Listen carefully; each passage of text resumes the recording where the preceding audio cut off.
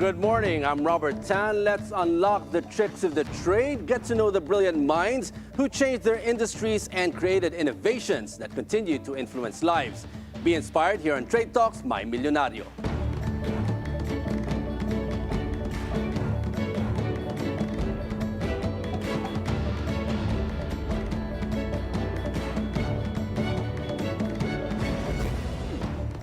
Are you tired of the daily grind and want a change in your career? But you think leaving your comfort zone might be too risky? Check out our guest today and find out how to take that giant leap.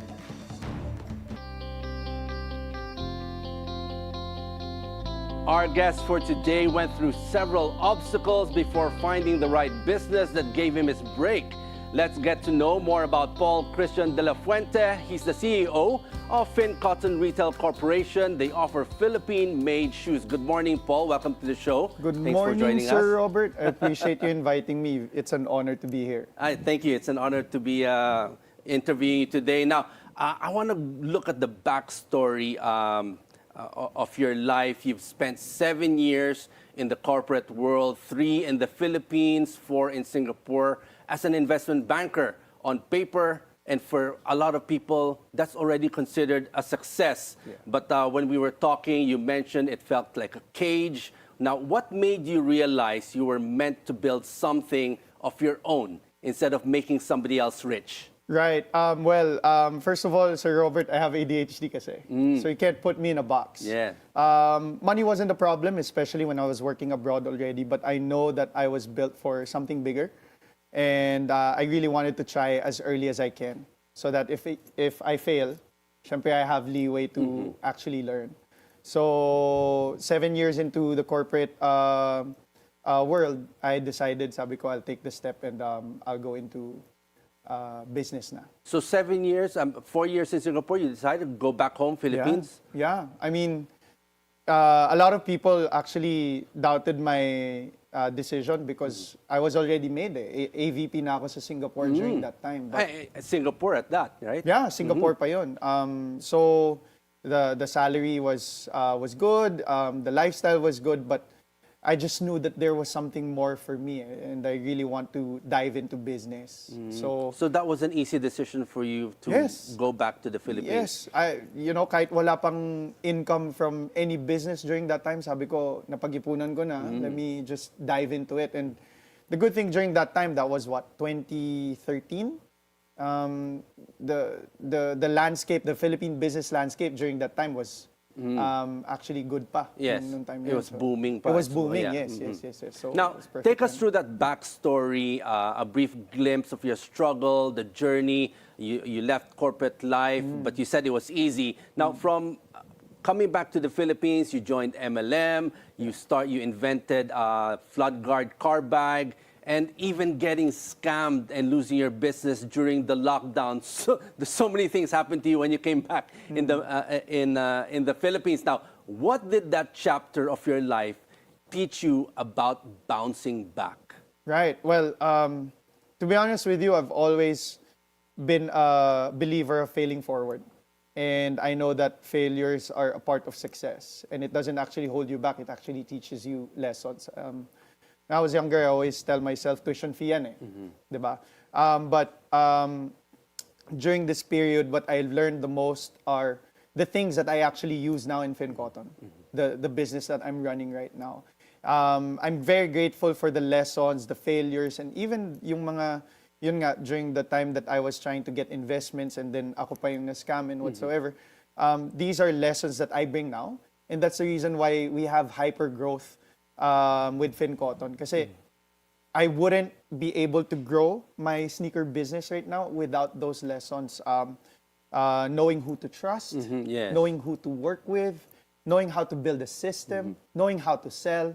All of these things actually accumulated and culminated into who we are right now. So, But for Thankful someone talaga. who's new in entrepreneurship, who been scammed, this journey, there was a lot of struggle.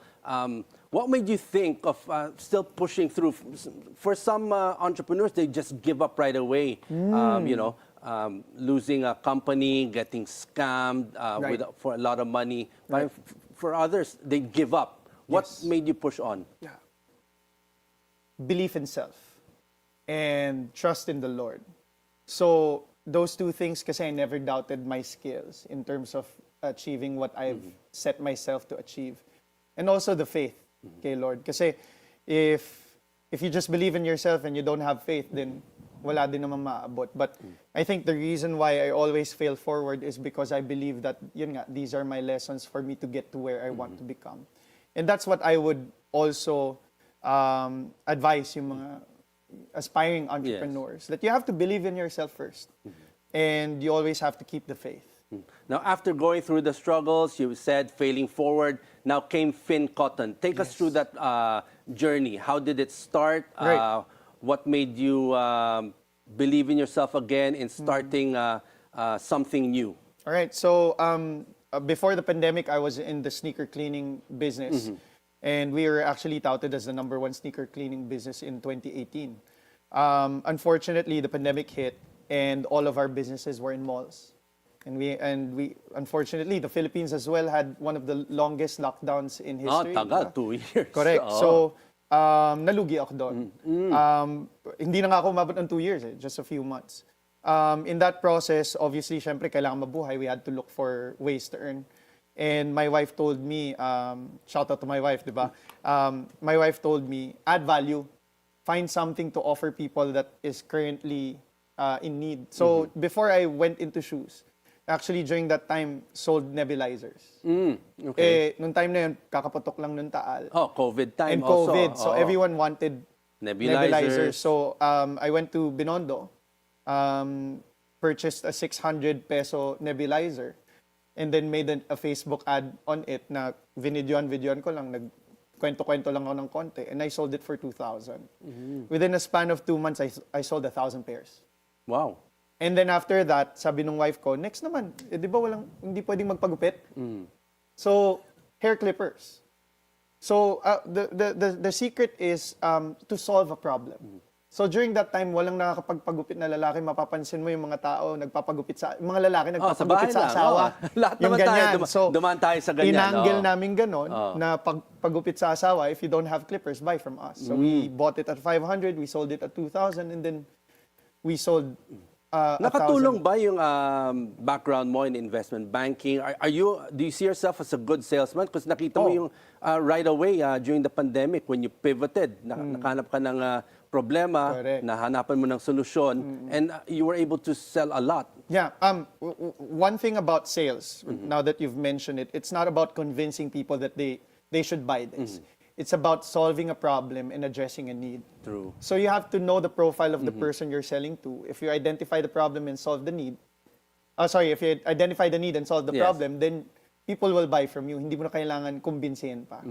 Now, there was, when you started Finn Cotton, there was one bold move that changed everything for you when we were discussing your journey. That was a gamble. You got the world's attention. Now, take us to that very moment. Who did you approach? Right. How did that happen? And what was going through your mind when you decided, let's do this?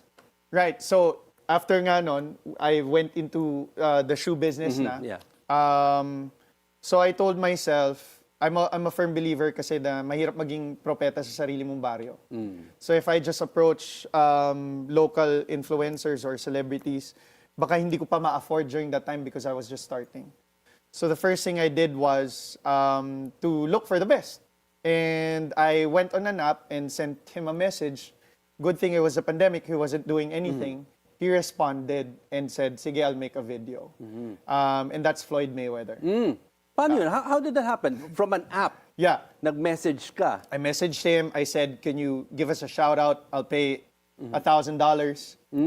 Eh, wala siyang ginagawa. So he responded and sent me a 15-second video greeting Finn Cotton. And then I used that as an ad. So nangyari, everyone in the Philippines saw na there's a Philippine brand promoted by Floyd Mayweather. So nangyari, lahat naniwala kaagad. And then it just snowballed from there. So, from your first 130 pairs to hundreds. Soon after, you scaled using this ingenious approach into social media. Yeah. Now, what were the toughest lessons now going through your journey that came with growing that quickly? Because we know sometimes when we have seminars on entrepreneurship, don't grow too fast or something, just grow naturally. But sa'yo, ang bilis. Yes. Now, how did you manage that? Mahirap yun kasi ang bilis eh. Kumbaga, umabot kami sa point that the demand was bigger than what we could supply. One of the tougher things that we had to go through is we didn't have a system during that time. So, kailangan namin maghabol to formulate a system so that we could efficiently deliver the shoes well and fast to our customers. And at the same time, cash flow. I think a lot of entrepreneurs, when they start, cash flow is really a problem. We had to loan. We had to loan a large sum of money. But for me kasi, loaning, it's, if you know naman where it's going and you're not gonna use it naman for something that's not useful. You have to be wise. Correct. Yeah. So, medyo confident ako with the loan. So we got loans and then we built the system. Then humabol yon. Now we're growing really fast and actually we need people pa nga now. How much capital did you start FinCotton? The e-commerce space, 50,000. 50,000. Yeah, 50,000. And then now we've ano na. So you really decided this is the space that I want. It's a very competitive space, di ba? The footwear, lalo no? na locally made. Yeah. Pero ingenious nga yung ginawa mo. Si Floyd Mayweather pa. That God. really helped. Now, Finn, no, I'm Paul. Kasi Finn, I want to talk about that later now, how you came about with the name. But before we do that and also try on these very nice looking sneakers, we'll just take a short break. Trade Talks, we'll be right back.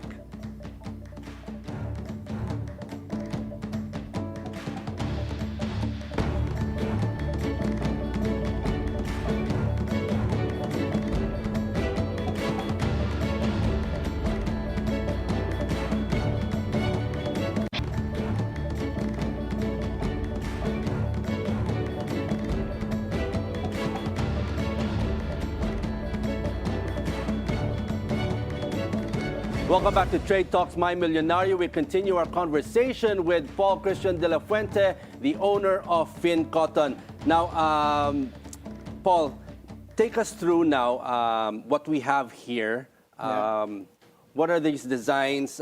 What kind of business model did you start with when you created FinCotton? Yeah, when we started FinCotton in 2020, because we didn't have that much capital, we started with drop shipping. So meaning to say, we get designs from suppliers and then we white label them. But now we have our own designs. Like if you see here, this is the Makabayan shoe. I'm really proud of this because it carries the Philippine flag colors. And it carries our logo as well. Sino nagde-design? Kami din. Kayo na mismo? Pag medyo complicated, we have a outsourced shoe designer, pero we also design our own. Ako din, I contribute as well. But you said when you started drop shipping, take us through the business model. Where did you get the shoes? How did you get them made? Right. Where did the first ever designs come from? Right. So when you say drop shipping, meaning to say you don't purchase inventory, you sell the designs first, and then when someone orders, that's the time that you order from the supplier. So the usual, I went to Alibaba and then went to suppliers, and then I found designs that I personally resonated with, and then I made ads for that on Facebook. Okay. And so, then, go ahead. Go ahead. So that was the business model. You looked outside. Hindi ikaw mismo ang nagmamanufacture. No. That's a wise move. Minsan kasi talagang very capital intensive if you do your own manufacturing here, lalo na dito sa And it's a different business model in its Pilipinas. own. It's a different, it's a different beast, kumbaga. So when you were doing that, you were getting the designs there. When did you start doing your own designs and saying, oh, let's do this para proudly Filipino ang dating ng FinCotton brand natin? Right. Well, syempre, our goal is to have a long-lasting brand that people believe in. We need to build brand love, diba? Yes. So when we got a little bit of money coming in, we decided to make our own personality and design our own shoes. So Yun, really it came from the idea that we need to build brand equity as well. So ito, look at this one, diba? This is the Ultra Move. You would see our logo na there and everything. So these ones are not drop shipped anymore. These are our own designs na rin. Now, how did you visualize these shoes? You let's talk about the design, and you've also mentioned that 3-inch lift. Yan. No, now with the prices 3,499 to 6,000. Now, what makes Fin Cotton worth it, and what truly sets it apart? Yung vision mo dito. Correct. In Fin Cotton, we're not just selling shoes. We're actually building confidence. If you try our 3-inch shoes, and I hope you would like them later. Ready na tayo dito. Later, we will try this. Yes. So, those 3-inch boosts na shoes, ang mangyayari dyan is when you wear it, imagine you go to a party or a reunion where you haven't seen your friends for a long time, you carry this extra boost in confidence na parang, ano ako tapos biglang maglalakad varsity tumangkad ka. Mararamdaman mo yan when you wear shoes. So that's what we provide to our customers. That extra how did you boost in think about confidence. using that as a marketing campaign for your brand? Tayong mga Pilipino mahilig maghanap ng edge, 'di ba? And Filipinos in general are confident na, innately confident na tayo. But we always look for the next. Need more. Yes, correct. So imagine mo, like for me, I'm 5'9". When I wear these shoes, I'm 6.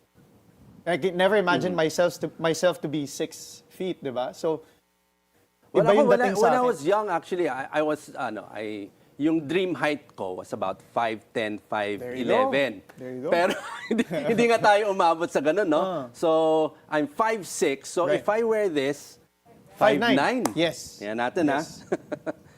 I'm 5'9". I can show you. Magkahit na tayo after this. Ah, really? Yeah. Okay, sige. Let's try this on. So, what do you call this? The design here? It's This kind is of the plain. Zenith Power Up sneaker. We call it Power Up kasi it gives you that boost. It gives Actually, you that power up. Very comfortable. I've tried sa yung binibili ko yung yung pads. Right. But when you put it in your normal shoe, parang Masikip. masikip, tsaka parang walang sa likod. Support.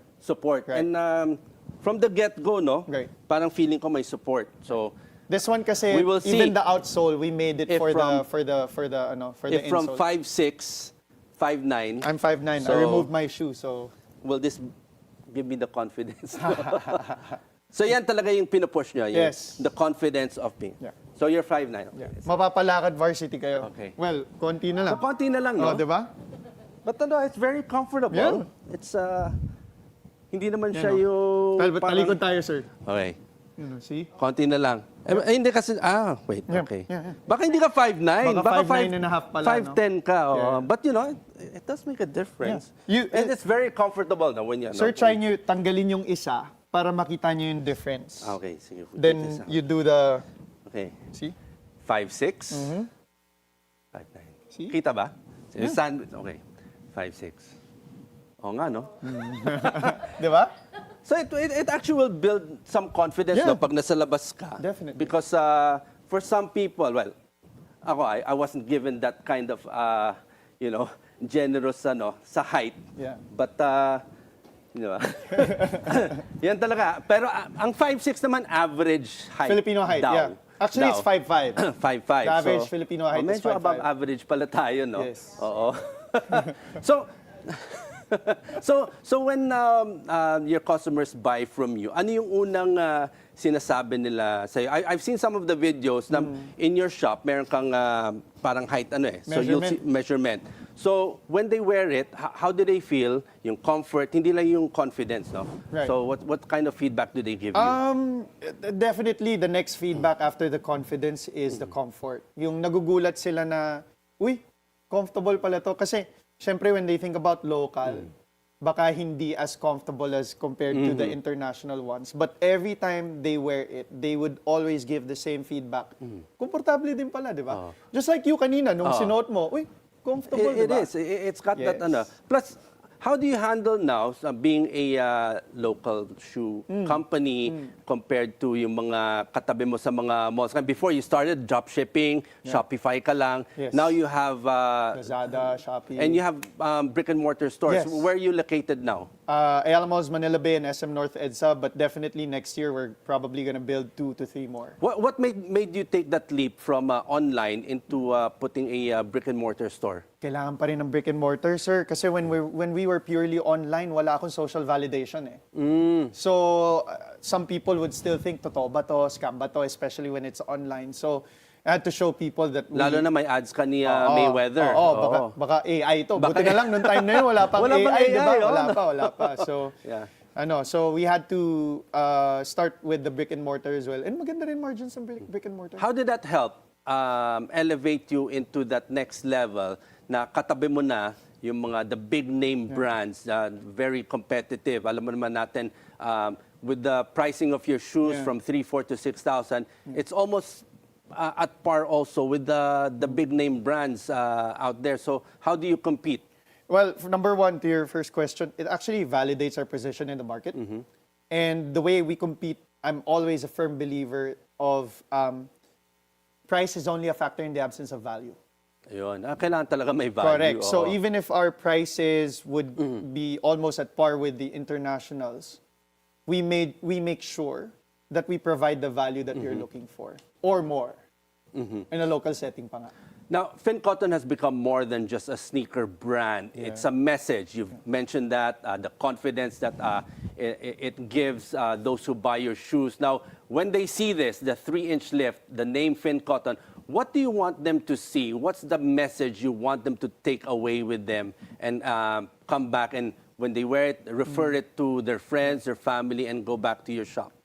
Well, personally, I want you to be proud wearing this brand, knowing that it came from a Filipino.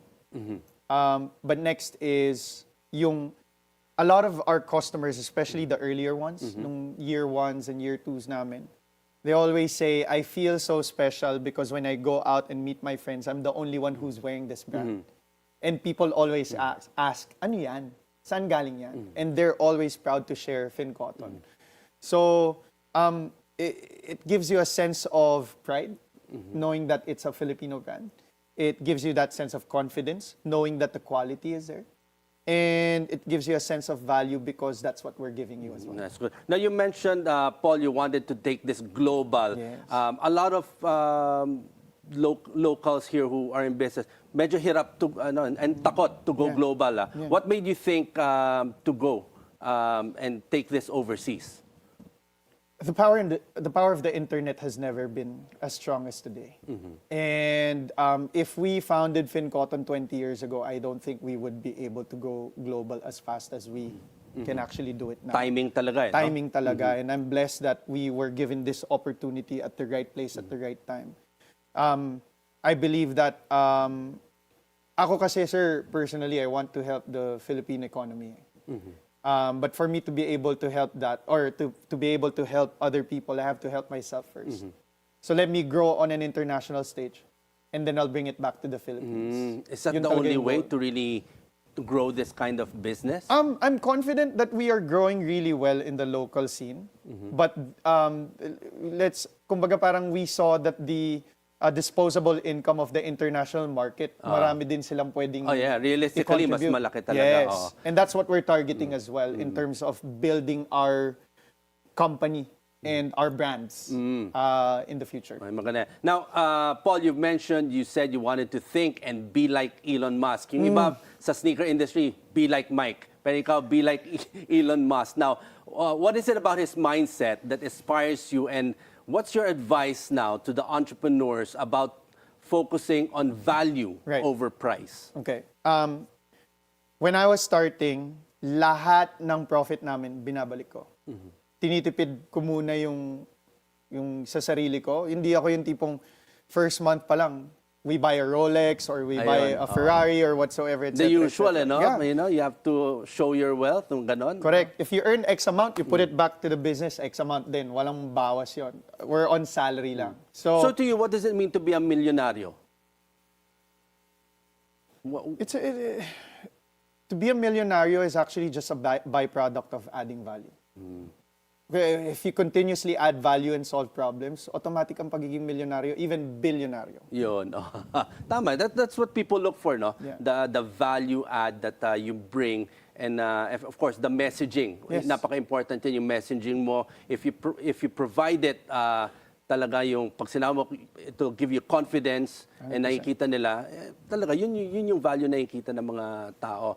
Now, lastly, again, advice to the entrepreneurs out there. Well, number one, don't quit, right? Because if you quit already, then there's nothing to hit na. Number two is faith in the Lord. Know that every time you are faced with a challenge, every time na nalulugi ka, every time naubos pera mo, merong tinuturo sa'yo si Lord na lesson para maging mas magaling ka pa pag kaya mo nang bumangon ulit. Yun, it's very good advice. Paul, thank you for joining us, sharing your journey, and providing this kind of product here. And hopefully, in the global scene, mas lumaki ka. Yes, and ito, talagang maganda. For those who are, how do you say, vertically challenged like me, it would probably help build us confidence when we walk outside. Thank you, Paul, and good luck on your journey. I Thanks for joining us. Sir. Thank you. Thank you very much. And that's our show today. Catch us again on Trade Talks My Milyonaryo for inspiring stories like these of entrepreneurs and innovators and the secrets to their success. I'm Robert Tankibit here on BNC, the Bilyonaryo News Channel.